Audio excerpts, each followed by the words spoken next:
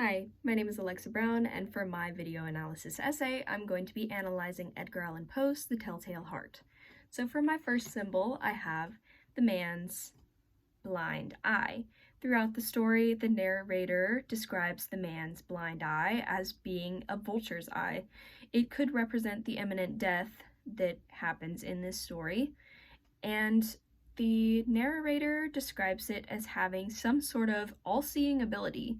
He believes, although irrational, that this eye possesses the ability to see into the deepest parts of himself and realize his dark nature, his capability of murder. A related point is that this eye is a reflection of himself. He, again, although irrational, believes that this eye can see into his darkest and deepest natures. He believes that the man knows what he's capable of. He knows what the narrator's thoughts are like. And this is a subconscious guilt or a subconscious knowing that he needs help or that there's something wrong that he's too deluded to admit to. Next, a physical representation of what the beating heart sounded like to the narrator is a clock engulfed in cotton. The narrator literally describes it as this. So this is what it would look like. Next, I have the narrator's lantern. So this lantern could have several meanings. First of all, it could represent truth. In the moment of the murder, the cloth is uncovered from the lantern and the whole situation comes to light. The truth is revealed that the narrator wants to murder the man. The man realizes that death is upon him.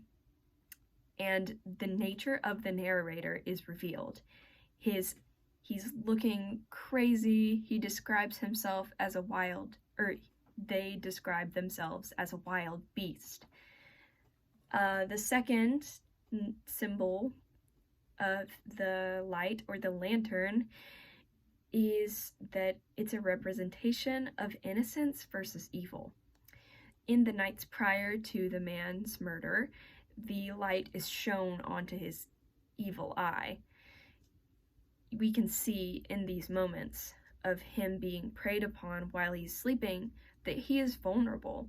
He's helpless in these moments. He's unaware that he's being preyed upon, and we can really see his humanity. Likewise, on the same leaf, we can see that the narrator possesses some kind of sinister or evil presence. He's engulfed in darkness. So, literally and metaphorically, this is dark versus light and evil versus innocence. The man being innocence and light, and the narrator being evil or darkness. Next, I have the narrator's pride. He believes that as long as he's clever and calculated in his actions, that he can't possibly be crazy or mad in any way. He believes that as long as he has a good enough reason for his actions, that he's not wrong for murdering the man. He believes that his actions are not wrong, but he's stuck in his own delusion. Next, I have the heart. The beating of the heart symbolizes the narrator's emotion, his humanity, and his guilt. Whether it be subconscious or not, the narrator's guilt is what leads him to confess to his crimes. He hears the beating of the heart underneath the floorboards, and he's reminded of the evil eye, or the all-seeing eye, which sees into his soul, into the darkness and evil and the potential of murder that is inside of him. He realizes, again, subconsciously or consciously, that there's something wrong with what he did. So he feels guilty and he admits to his actions. It could also represent paranoia, but I'm leaning more towards the guilt. perspective.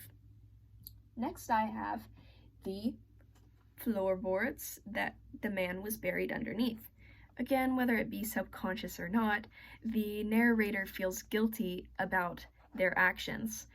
They're subconsciously trying to hide the fact that they murdered a person because they know that it's wrong. They don't want the police to see, they don't want anybody to know what lies inside of them. They don't want anybody to know that they are mad, they are crazy, and there is something up here. Next, I have the officers. Spider-Man representing authority. The officers represent the reality creeping into this narrator's delusion.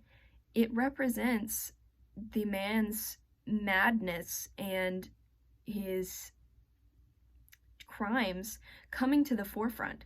He realizes that he can't hide from his crimes and his madness forever. He realizes that he is evil and he has to face the truth. And that concludes my analysis of Edgar Allan Poe's The Telltale Heart.